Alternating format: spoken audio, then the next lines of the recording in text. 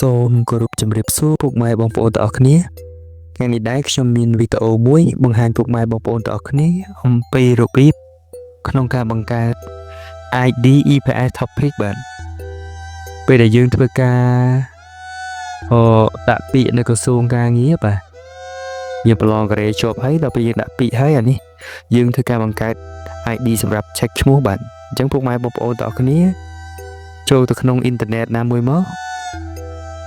បន្ទាប់មកពុកម៉ែបងប្អូនទាំងអស់គ្នាចុចពាក្យ search មកបាទបន្ទាប់ពី search ហើយយើងចូលទៅវាយពាក្យថា eps.go.kr មកបាទហើយយើងចុច go មក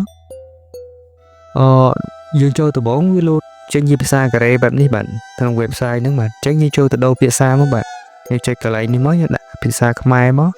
ហើយយើងចុច go បន្ទាប់ពីចុច go យើងរងចាំតិចទៀតបាទវាធ្វើការផ្លាស់ប្ដូរទៅជាភាសាខ្មែរបាទអញ្ចឹងពុកម៉ែបងប្អូនទាំងអស់គ្នាក៏លេខមើលអាកន្លោនខាងឆ្វេងដៃបាទគេដាក់ ID password ហ្នឹងអញ្ចឹងបើពុកម៉ែបងប្អូនទាំងអស់គ្នាបង្កើតហើយអាចវាយ ID password ចូលហើយ login ដែរបាទតែបើអត់ទាន់បង្កើតទេពុកម៉ែបងប្អូនទាំងអស់គ្នាយកពាក្យ sign up មកចុចពាក្យ sign up ហ្នឹងមកបន្ទាប់ពីចុចពាក្យថា sign up ហើយពុកម៉ែបងប្អូនទាំងអស់គ្នាក៏លេខមើលកន្លែង tick ខាងលើនឹងត្រឹមត្រូវបាទតែបើយើង tick ខាងក្រោមអត់ត្រូវទេបាទអញ្ចឹងយើងយក tick ខាងលើនឹងហើយយើងយកពាក្យថាបន្ទាប់នេះមកបាទខាងក្រោមនេះបាទយើងចុចបន្ទាប់មកខាងលើគឺគេឲ្យយើងវាយអាតលេខ EPS topic បាទលេខកូដប្រឡងរបស់យើងហ្នឹងយើងវាយចូលទៅយើងវាយចូលឲ្យត្រឹមត្រូវតាមកូដប្រឡងរបស់យើងនីមួយៗហ្នឹងយើងវាយចូលទៅ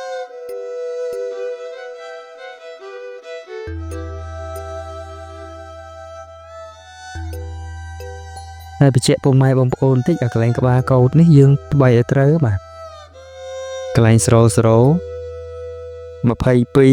023នេះបាទ A023 2023ហ្នឹងក្រោយអក្សរ C ហ្នឹងបើយើងប្រឡងក្នុងឆ្នាំ2023យើងដាក់2023មកបាទទៅ2024យើងដាក់2024មកហើយបន្ទាប់ពីមុខអក្សរ C ហ្នឹងយើងដាក់លេខកូដប្រឡងរបស់យើងមក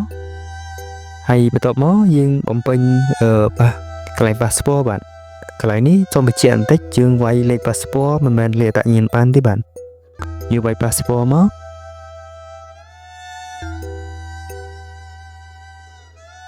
តទៅពីវាយ passport ហើយយើងចូលកន្លែងបន្ទាប់ទៀតបាទកន្លែងប៊ូតុងខាងក្រោមនេះបាទយើងចុចកន្លែងបន្ទាប់ហ្នឹងទៀតមកហើយវាលូតបែបនេះគឺវាដំណើរការឲ្យបង្កើតទៅបាទនៃពុកម៉ែបងប្អូនទាំងអស់គ្នាក៏លេខទៅមើលកន្លែងដែលវាដាក់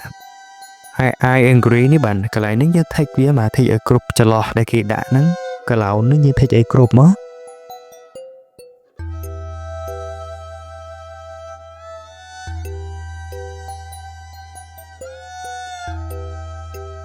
យើងធ្វើការ take ឲ្យគ្រប់មកបាទពេល take គ្រប់ហើយយើងធ្វើការចុចបន្ទាប់ទៀតមកកន្លែងនេះយើងផ្ទៀងផ្ទាត់មើលបាទខាងលើនេះគឺឈ្មោះរបស់យើងបាទឈ្មោះដែលយើងខែចំណាត់របស់យើងបាទហើយកន្លែង login ID នេះគឺយើងវាយID ចូលបាទយើងចង់ដាក់របៀបមកចាហ្នឹងយើងវាយតាមហ្នឹងទៅអានេះខ្ញុំមានស្រាប់ខ្ញុំ copy ដាក់យកទៅមកបាទហើយ password ហ្នឹងយើងវាយចូលមកហើយចុច register មកបាទបន្ទាប់មកយើងចុច OK មកដល់កន្លែងនេះ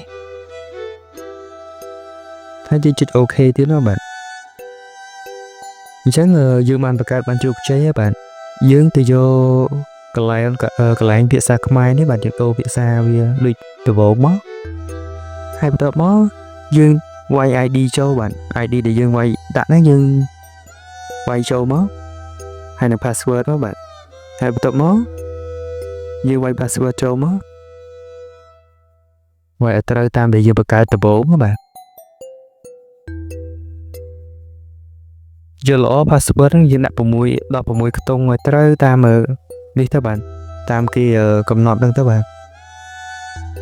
យើងផ្ដើមពីអក្សរខ្លះទៅលាយនឹងនិមិត្តសញ្ញាខ្លះទៅបាទយើងចុច login មកបន្ទាប់ពី login ហើយវានឹង load បែបនេះឲ្យបាទហើយកន្លែងនេះពុកម៉ែបងប្អូនទាំងអស់គ្នាត្រូវវាយឆ្នាំ ឆ្នាំយើងយកតាឆ្នាំកំណើតរបស់យើងនេះយើងយកតាអាចុងក្រោយបាទពីកើត93ចឹងយើងដាក់93មកបន្ទាប់មកយើងដាក់ខែ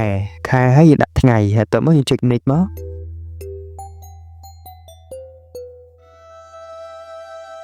ឥឡូវចូលបានណាបាទនេះយើងចូលបានហើយហើយយើងចូលកន្លែងមើលដំណើរការអន្តោប្រវេសន៍នេះបាទយើងចូលកន្លែងហ្នឹងមក